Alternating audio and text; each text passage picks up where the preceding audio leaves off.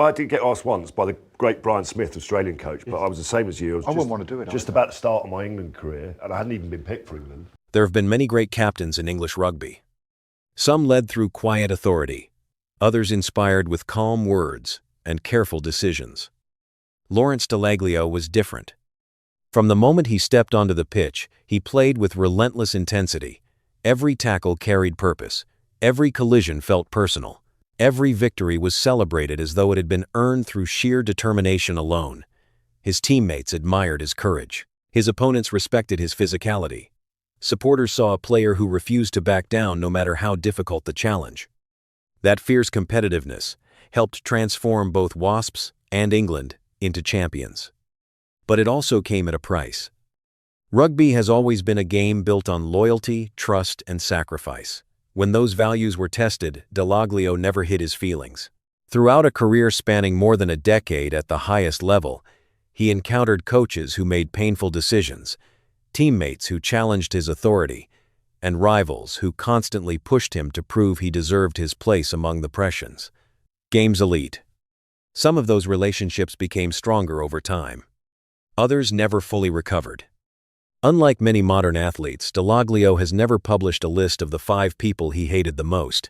In fact, he has often spoken respectfully about former teammates and opponents, even after difficult moments. That makes separating truth from tabloid myth especially important. This countdown is therefore based on the rugby figures with whom Dallaglio shared his most documented rivalries, disagreements, leadership clashes, and professional conflicts. These are not fictional feuds or exaggerated stories created for headlines. They are the relationships that repeatedly shaped his journey from promising young forward to World Cup winner. Some challenged his authority. Some questioned his leadership.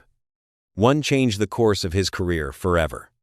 These are the 5 rugby figures whose relationships with Lawrence Dallaglio became some of the most difficult and memorable chapters in one of England's greatest rugby stories. Number 5. Ashton Healey. Every successful team needs different personalities. Some players motivate through calm leadership. Others bring energy, confidence, and a willingness to challenge convention. During England's rise to the top of world rugby, few personalities were more different than Lawrence Dallaglio and Ashton Healey. Healey had built his reputation as one of rugby's great entertainers. On the field, he was quick, unpredictable, and fearless. Off the field, he was equally bold, rarely turning down the chance to make a controversial remark or joke at someone else's expense. Many supporters loved him for it. Not everyone inside rugby did. Dallaglio came from a different school of leadership.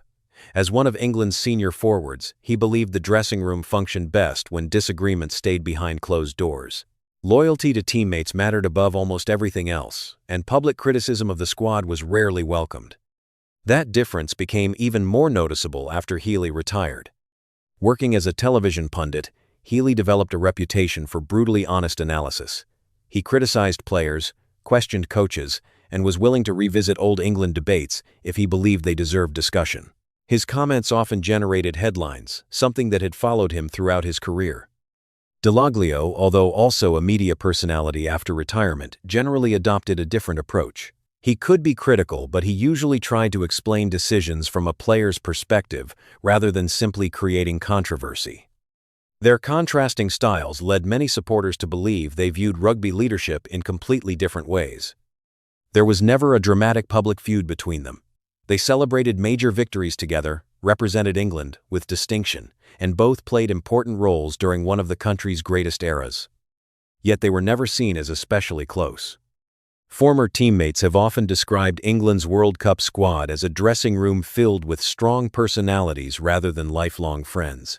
Healthy disagreements were common, and Dallaglio and Healey represented 2 very different visions of what leadership should look like. Healey believed honesty should always be spoken aloud even if it upset people. Dallaglio believed some truths were better dealt with inside the team. Neither man changed his philosophy.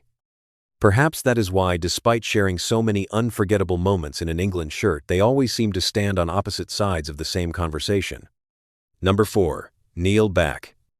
For most rugby supporters, Lawrence Dallaglio and Neil Back will always be remembered as teammates. Those who followed England more closely remember something else. They were also competitors.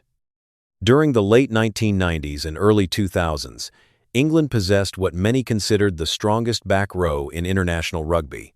Dallaglio, Neil Back, and Richard Hill formed a trio that would eventually help England conquer the world in 2003. But earning a place in that back row was never simple. Every training session felt like a selection trial.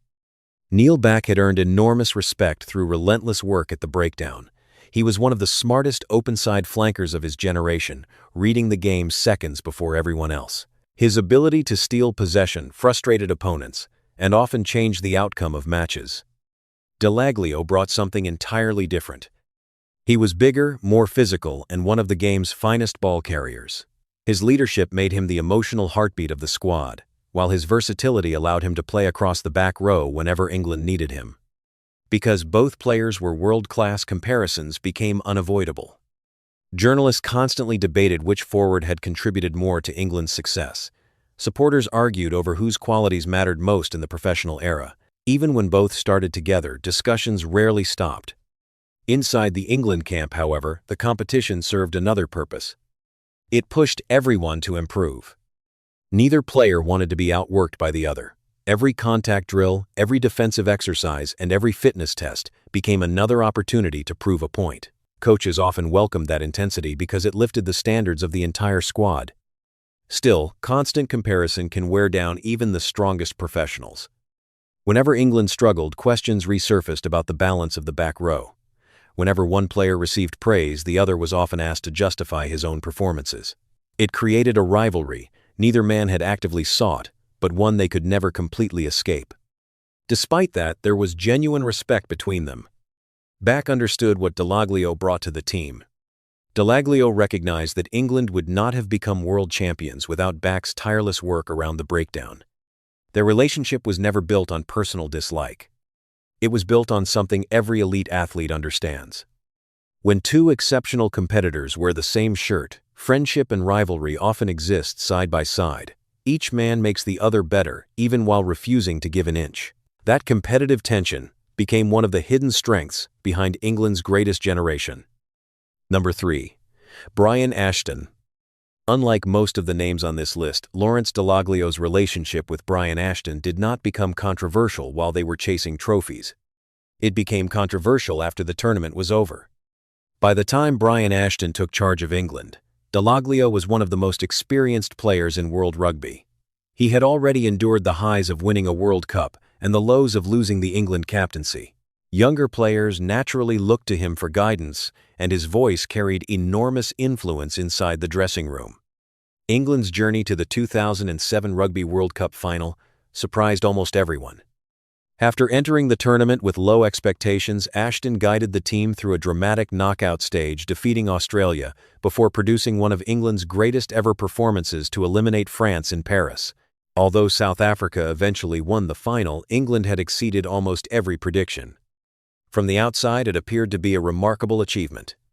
Behind the scenes, however, the picture was more complicated. After retiring from international rugby, Dallaglio released his autobiography, and some of its strongest criticism was directed at the way England had been managed during the 2007 campaign. He described confusion within the coaching structure, suggesting that too many voices competed for influence. According to Dallaglio, players were sometimes uncertain whose instructions carried the greatest authority. He argued that mixed messages affected preparation and created unnecessary tension inside the squad. Those comments immediately attracted attention. Brian Ashton was still England's head coach, and many questioned whether Dallaglio had gone too far. Some former players defended his honesty, believing experienced internationals had earned the right to speak openly after retirement. Others felt the criticism should have remained private, especially after Ashton had guided England further than anyone expected. Dallaglio later acknowledged that the timing of the book's publication may have placed Ashton in a difficult position.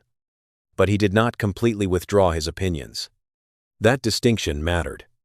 He expressed regret for the disruption the publicity caused, yet he continued to stand by many of his observations about the team's internal environment. Unlike heated rivalries between players, this disagreement was rooted in leadership. Both men wanted England to succeed. Both believed they understood what the team needed. The difference was that one viewed the campaign from the coach's office, while the other judged it from inside the dressing room. Their perspectives never fully aligned. And while the tension never exploded into a public war of words, it remains one of the clearest examples of Lawrence Dallaglio openly questioning the methods of a coach he had served under. Number 2. Martin Johnson. Few partnerships in English rugby have been misunderstood more than the one between Lawrence Dallaglio and Martin Johnson. To outsiders, they appeared destined to clash. They were two towering figures in the same generation. Both commanded enormous respect. Both were natural leaders. Both demanded perfection from everyone around them. It seemed almost inevitable that people would ask the same question again and again. Who was the real leader of England? The debate intensified in 1999. Following the controversy that forced Dallaglio to relinquish the England captaincy, Martin Johnson inherited the role. It was one of the most significant leadership changes in the history of English rugby, and the media immediately framed it as a changing of the guard. Some newspapers even suggested there might be tension between the two men. Yet those inside the England camp painted a different picture. Johnson was known for his calm, understated leadership. He rarely raised his voice, rarely sought attention, and preferred to lead through consistency. Teammates trusted him because he never seemed to panic, even in the most difficult moments. Dallaglio led in another way. He was emotional, vocal, and intensely passionate. He challenged teammates directly and believed great leaders should inspire as much as they instructed. His presence was impossible to ignore. Their personalities could not have been more different. Naturally, there were occasions when their opinions differed. Elite teams are filled with strong characters, and England's World Cup winning squad was no exception. Tactical discussions could become heated. Leadership meetings often included honest disagreements. Neither Johnson nor Dallaglio was prepared to lower his standards simply to avoid conflict. But there was one crucial difference between reality and public perception. Neither man allowed personal ambition to undermine the team. When England traveled to Australia for the 2003 Rugby World Cup, Johnson wore the captain's armband, while Dallaglio accepted his role as one of the squad's most influential senior players. There was no visible struggle for authority. Instead, each man focused on what he did best. Johnson provided composure. Dallaglio supplied relentless energy. Together, they became the emotional and tactical pillars of one of the greatest teams rugby has ever seen. Ironically, the rivalry surrounding them was often created by those watching from outside, rather than by the players themselves.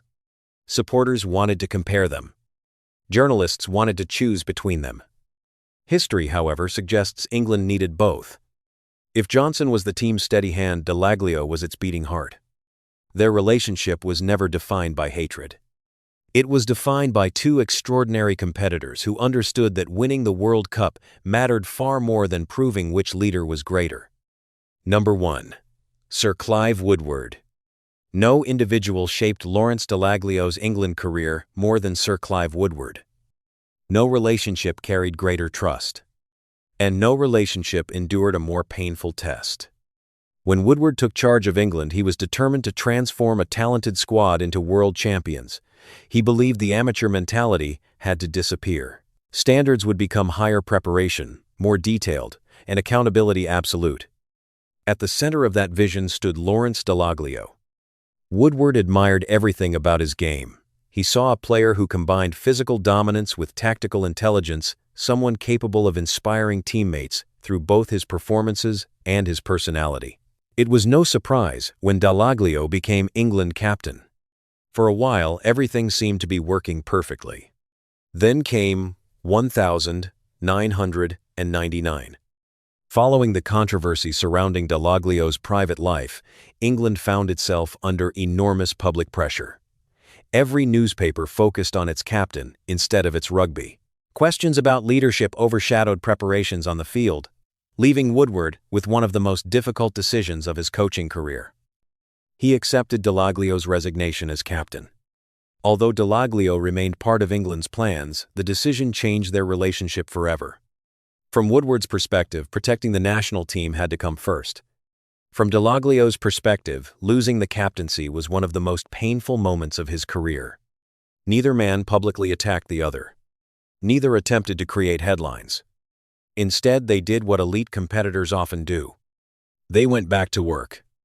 Over the next 4 years, Dallaglio fought to prove he was still one of the finest forwards in the world. Woodward never stopped selecting him when he believed he deserved his place. Whatever disappointment existed between them, neither allowed it to damage England's pursuit of rugby's ultimate prize.